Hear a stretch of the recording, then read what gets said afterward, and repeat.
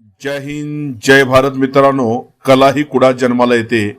आपल्या समोर असणारे हे बाल पैलवान आपण पाहू शकता. या पैलवानामध्ये कोण राष्ट्रीय स्तरावर तर राज्य स्तरावरती आपल्या वजन गटामध्ये मोठमोठ्या पैलवानाला चितपट करून त्याच्या छाती बसलेले पैलवान आहेत. यांचे वस्ताद आहेत पैलवान दगडू गोसावी. या दगडू गोसावी पैलवानानं भीक मागितलेली आहे.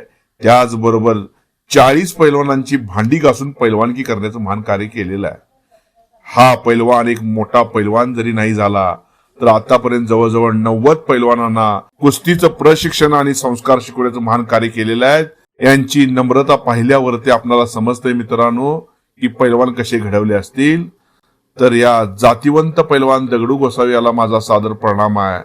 त्याचबरोबर यांच्या पालकांना माझा सादर प्रणाम आहे. म्हणून म्हटलं जातं कला ही कुडा जन्माला येते. गरिबीत राहून सुद्धा श्रीमंतासारखं महान कार्य केलेलं आहे.